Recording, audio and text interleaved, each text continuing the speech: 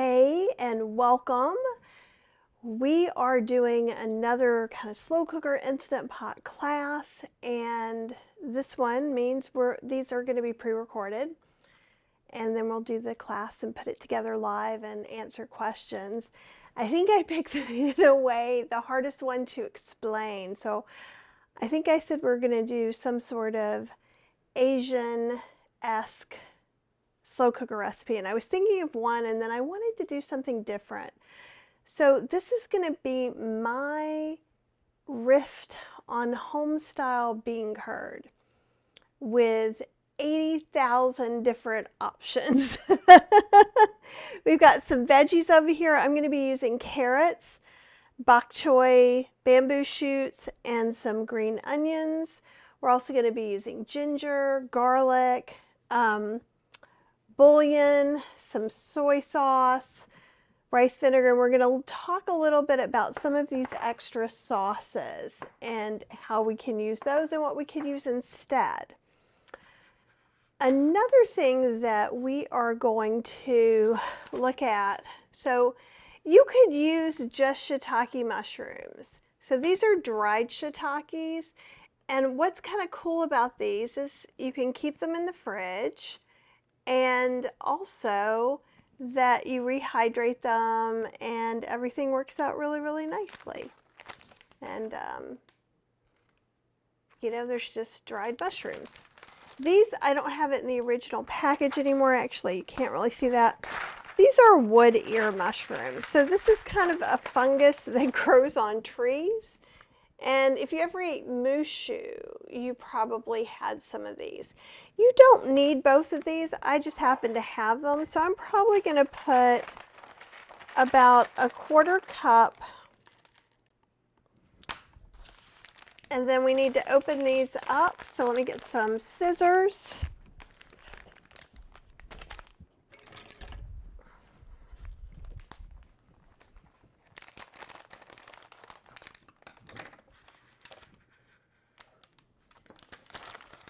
Okay, you can kind of see those a little bit more. And I think we'll 1, 2, 3, 4, 5, 6, 7. Let's just do 8, round it out.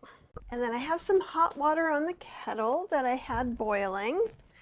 And so this is the first thing you should do so that we can kind of reconstitute. I'm going to put about 1.5 cups to 2 cups of water.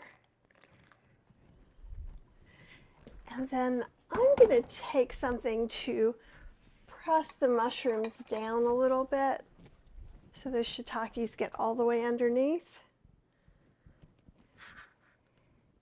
And we're just going to set those aside while we do all the rest. So the next important step is going to be, we're going to go ahead and start making some of the components of the sauce. We're going to use this mushroom water instead of regular water. You don't have time, just use broth. It's fine. Or if you're not using mushrooms. Now this is another little Kellner thing that I got. So it's a little jar and it's got a grating lid. And it's kind of cool because look at all that juice it's got in there, which we don't always see. So I'm going to need about 1 tablespoon of ginger. And this just has a little grating lid. I think it was super cheap at Ross's. It was like $3 or $4, like ridiculously cheap. And I'm going to use, usually I use one of these. This holds about, it's 1.5 cups here, so maybe 1 3/4 cups when you squeeze it in like I do. And this is where I like to make a lot of my stir fry sauces anyhow. So I'm going to scrape the ginger off the top in here, because why waste it?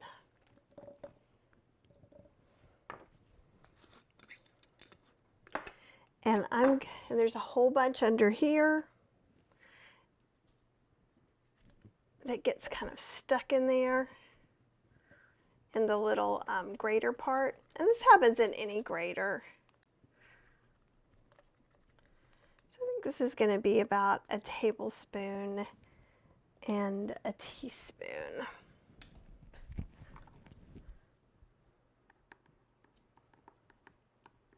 And you could even save the teaspoon of garlic. We'll save some with the little garlic juice, and I'll just say a tablespoon. And then I think what we'll do is this little bit in here we'll add when we add kind of our quick cooking ingredients.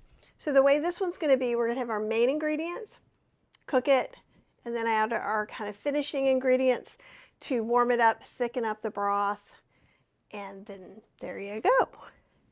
Okay, we're going to put in, let's do a teaspoon of garlic.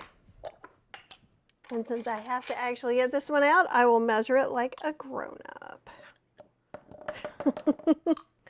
Can't guarantee that's going to keep happening.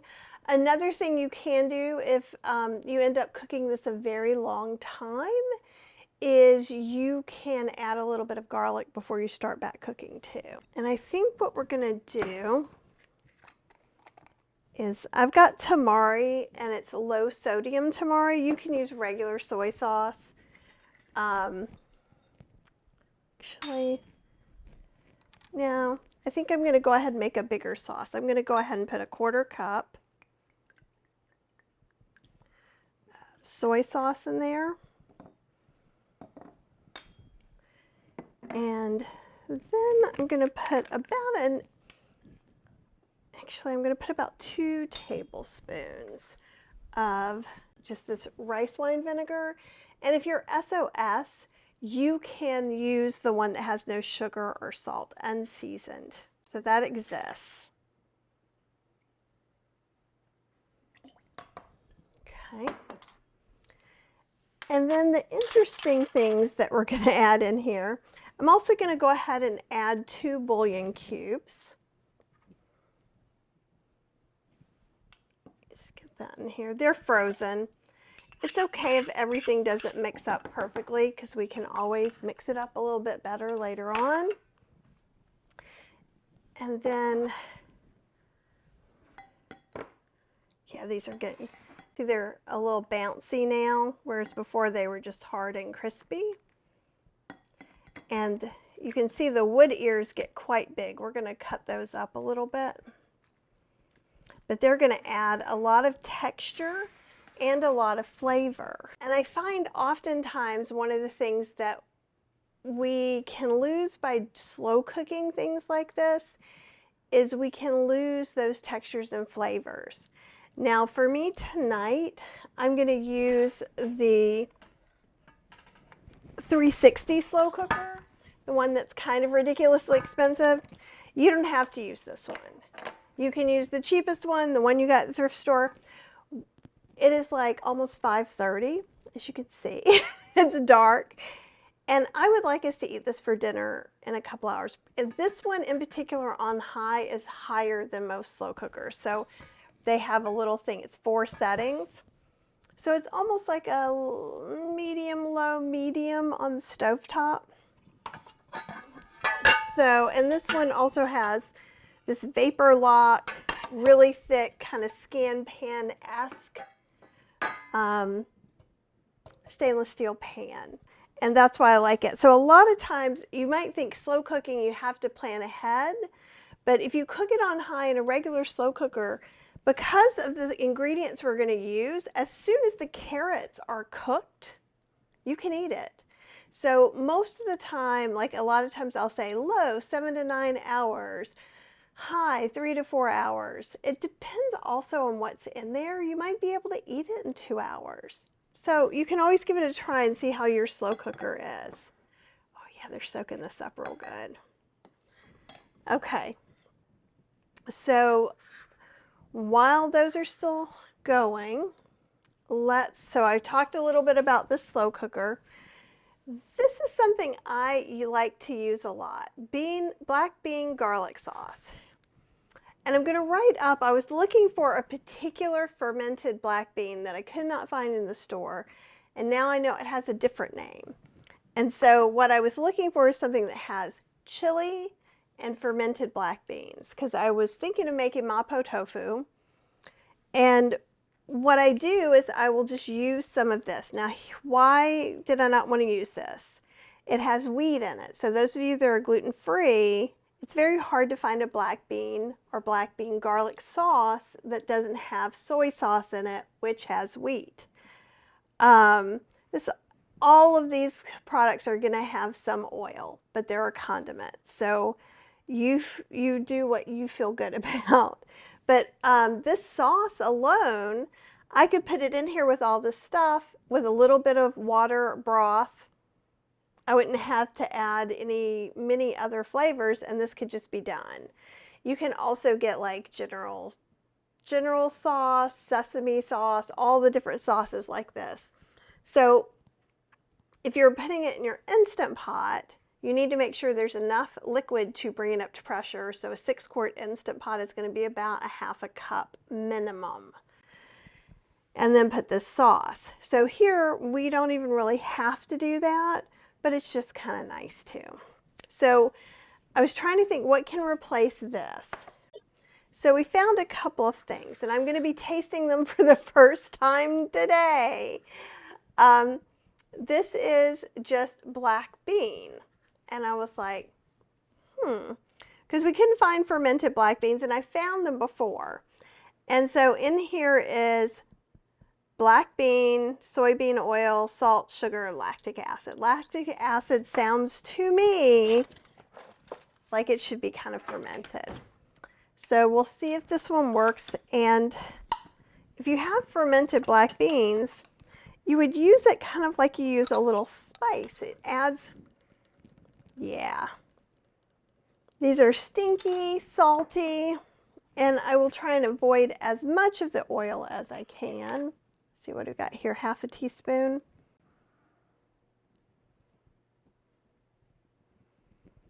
Okay, so it's just kind of fermented black beans. I'm going to put a half a teaspoon of that in there. And this smells similar. And like I said again, in the notes, I'll give you some other options. This is chili garlic sauce. You could get chili sauce that doesn't have garlic, but I just really like it with the garlic. And all of these are, well, this is the same brand as the black bean sauce. I find these easy because I don't read Chinese. So they always have all the stuff in English and Chinese, which is super helpful. This has salted chili peppers, water, sugar, rice vinegar, dehydrated garlic. So it's pretty clean, and it can be a little bit spicy. Actually, it can be a lot spicy, but we'll use it to add some, oh yeah, I love chili garlic sauce. I'll let you see it up here. So even though we're doing a little bit more complicated, and I'll get like a 1/4 teaspoon, and we'll start out there since Cheryl doesn't really like spicy things, except sometimes she likes these chili sauces and can tolerate them. I'm going to shake this up a little bit, and then we'll be adding our mushroom liquid to add even more richness to this.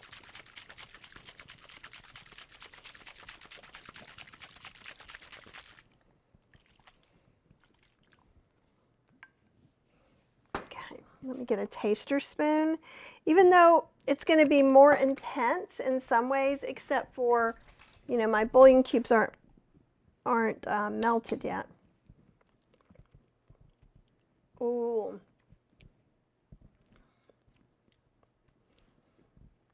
That's really good.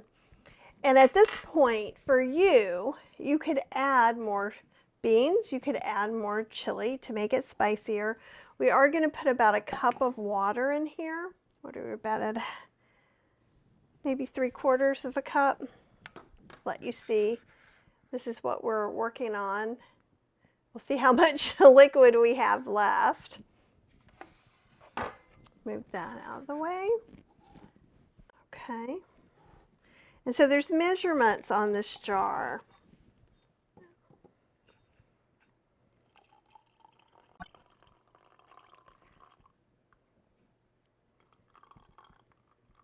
Oop. Mushroom down. Grab it. Yep, there we go. A little wood ear guy.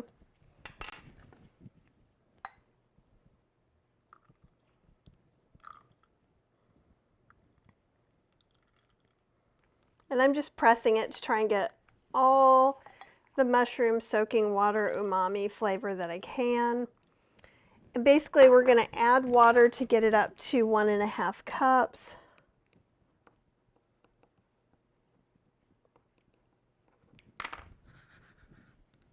So I'm going to come over here and just put a little bit in.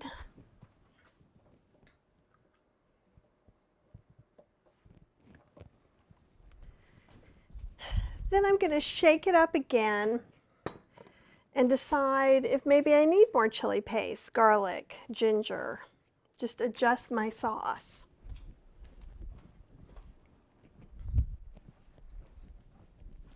I'm making a big mess, as per usual, right? Okay. But look at the pretty color.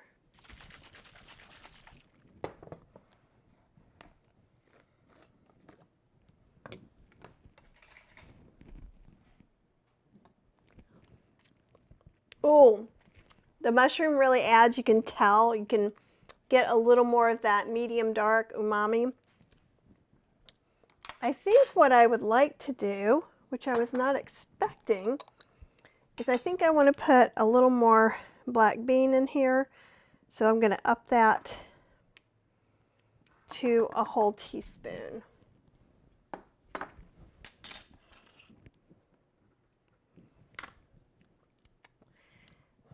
And I'm going to add just a dash more chili because I don't think Cheryl can take much more, but if you were you could go ahead and add lots more. That's what's going to make it spicy. If you like spicy things or a part of your family does and you don't, you can always serve chili garlic sauce on the side. And hopefully this won't be too spicy. I think it's the kind of spicy that Cheryl likes.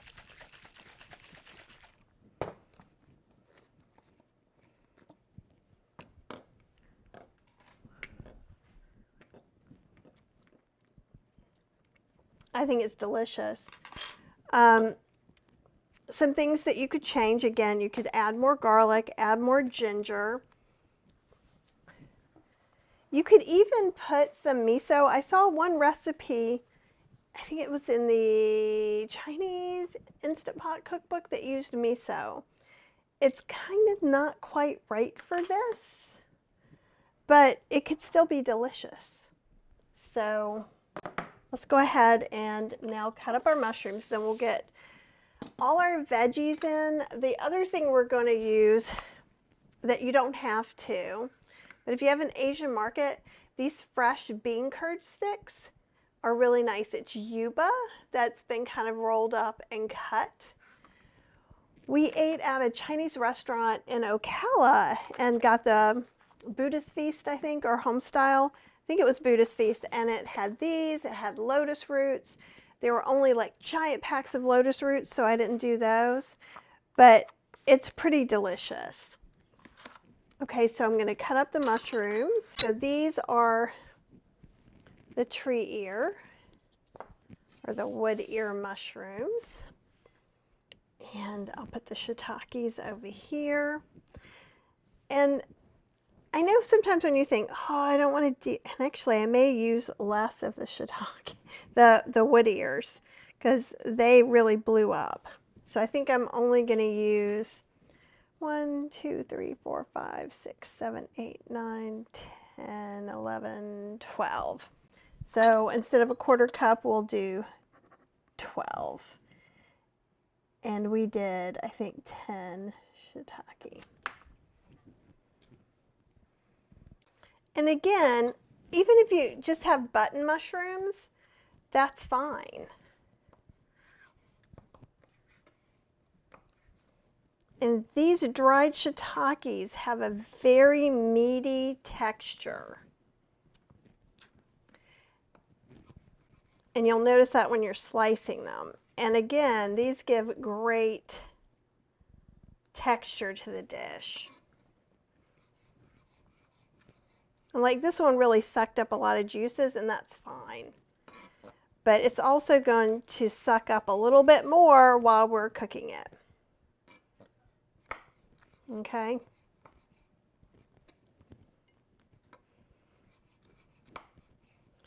Theoretically, you could throw them in and just slow cook them and then cut them later, but then they'd be hot and that would be hard.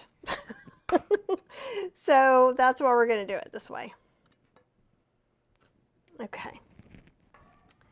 So what we're going to do, and I'm going to have all these extra wood ears so I could either freeze them or use them in another dish.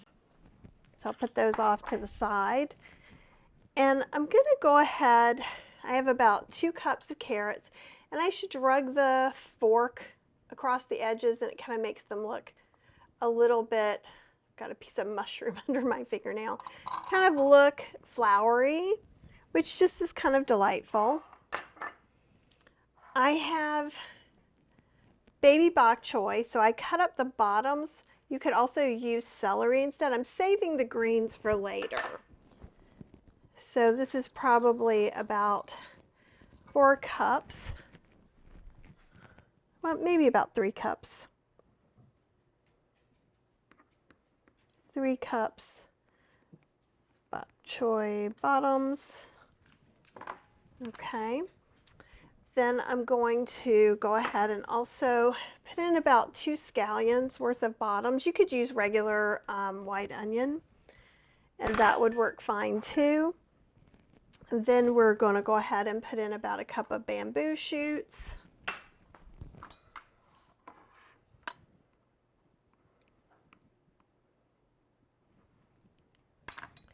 And we're going to get these super nummy mushrooms in here.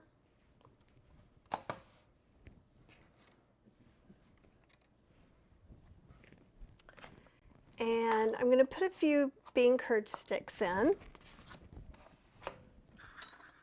If you haven't ever had yuba, the mouthfeel of yuba is just delightful. And so basically, when you make soy milk, it makes the film. And see, this is how thin it is. That's how thin. And then they roll it up into these little guys.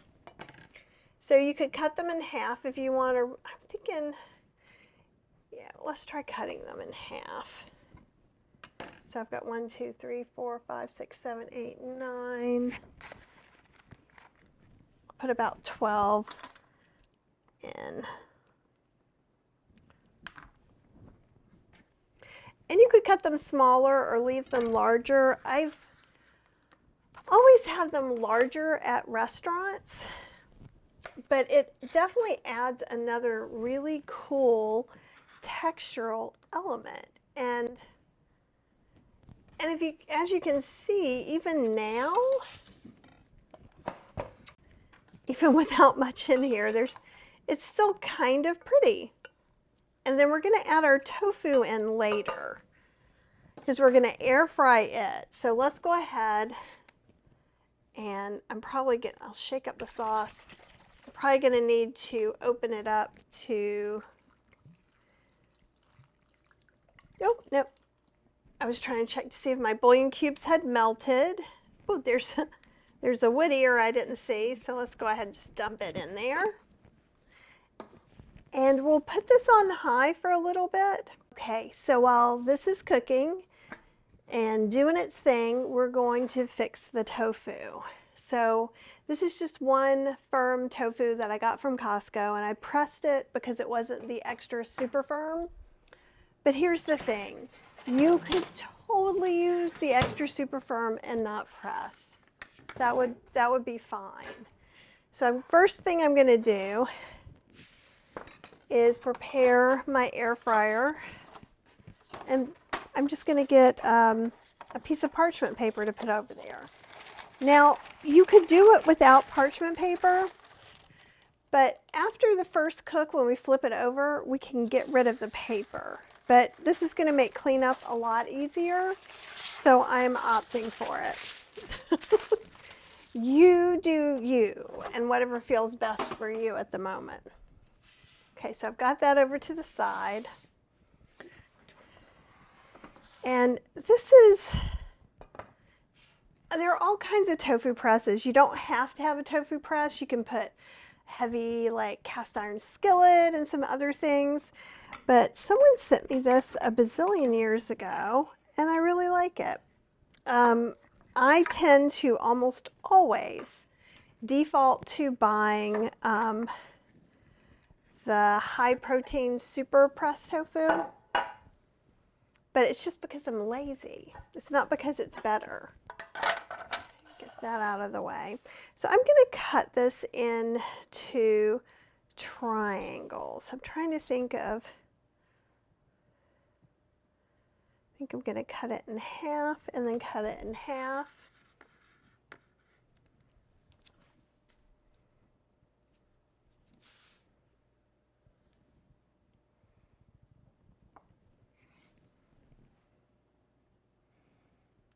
It's not perfect, you know, little squares, but that'll be great. And then we'll cut it in half this way.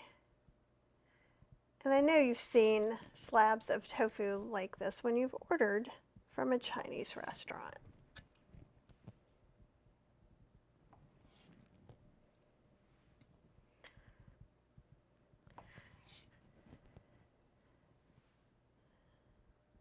I'm going to cut it in thirds this way. Yeah, I think that'll be good. So I'm just holding it together. It's not trying to fall apart either. And guesstimating what a third of that is. And I'm going to fry or air fry all of this tofu, but I may not use all of it in this dish.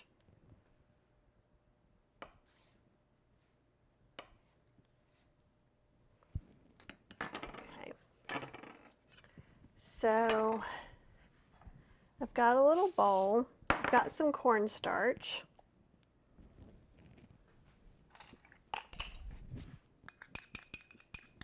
And I'm just going to dust it. It's going to get its flavor once it goes into our dish. So it doesn't have to be perfectly dusted, but, you know, just make sure to shake off any. And we'll set it over here. Make this where you can kind of see what's going on a little bit. So I'm just taking a piece, throwing it in here, toss it around a little bit. And actually that one could be a little bit more, but I'm not going to be concerned if it's all the way coated or not. It's okay. We just want it to be a little bit crispy. And I also want this cornstarch to then come in and help thicken our sauce. That's really its most important thing. If you can't have cornstarch, like Marilyn, if you're allergic to corn, you can totally use arrowroot, tapioca starch, something like that. We're just looking something to help crisp this up without any frying. So that's not hard. And if you did chunks, which you could totally do like cubes, then I would toss it in the starch. And it's honestly just a little bit easier. And you'll notice as some of this goes on, it's going to look like it's not, the cornstarch isn't on there as much, and I'll show you. And it's just the wetness of the tofu kind of soaks it in. And like I said, that's okay too. It's going to be nice and crispy. So this was the first piece.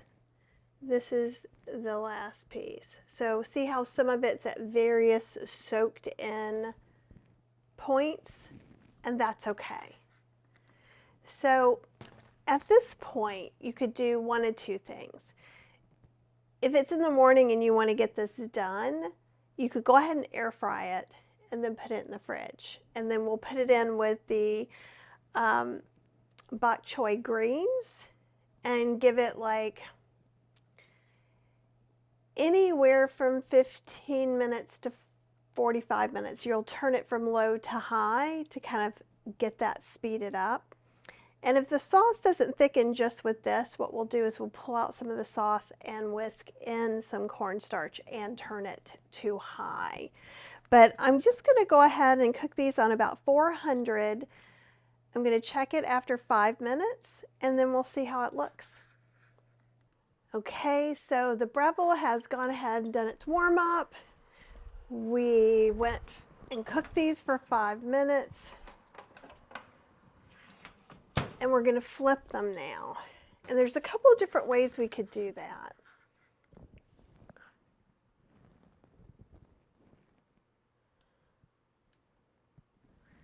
So we could flip them individually. And these definitely need at least another 5 or so minutes.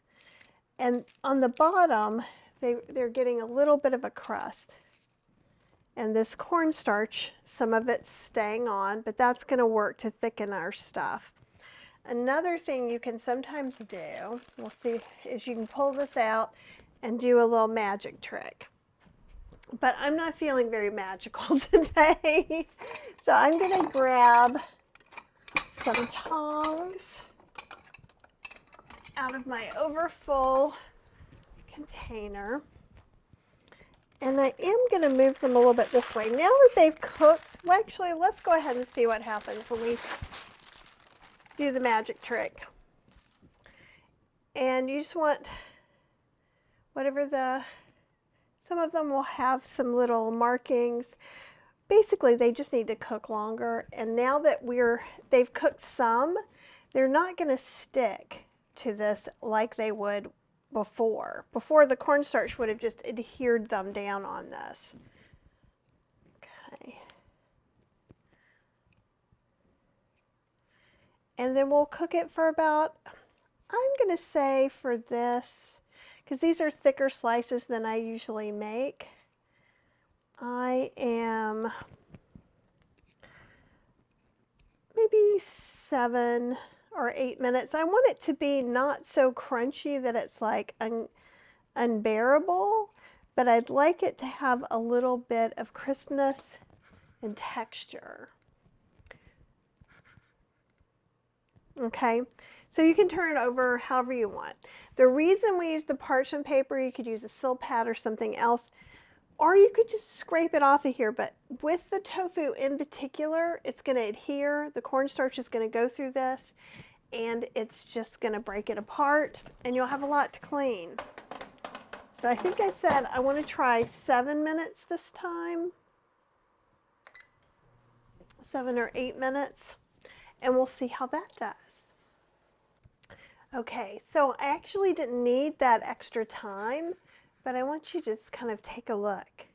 See how golden brown it is? It's really nice. And it looks a lot like, when you're in the Asian market, you can buy these already fried bean curd pockets. And it's very similar to that. And see how some of these are sticking a little bit, but they had some cooking, so they're doing pretty good. What would happen if we didn't use the parchment, and I've done that a lot, is it just, you really have to scrub this grate out. So if you've made this in the morning, actually, let me show you this. This is the best part. So if we took it apart and see how it's kind of nice and creamy and cheesy, almost like a nice texture on the inside, and it's crispy on the outside. So again, let's see. I don't know that you're going to see it because it's so white. But it's just really delightful. And it's completely no oil, no added oil. Obviously there's fat in soybeans.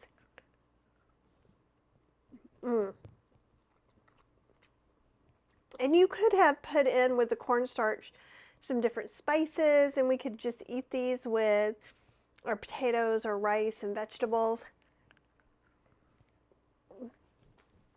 But this is a great base to start with if you're going to make a Thai dish, a Vietnamese dish. A lot of the tofu is fried just to get this texture.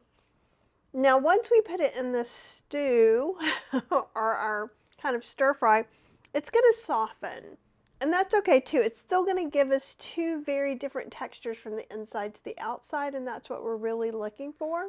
Okay, so it's been about an hour and a half that this has been cooking in this particular slow cooker on high, which is kind of like super high for all the rest. But I could start to smell it come together, and the sauce really smells good. Okay, so we still have some sauce in here, and the carrots are nice and cooked. Everything's nice and cooked. I'm going to go ahead and mix in the tofu. And we're hoping that will thicken up the sauce. We may need to add, and this is the green parts of the bok choy.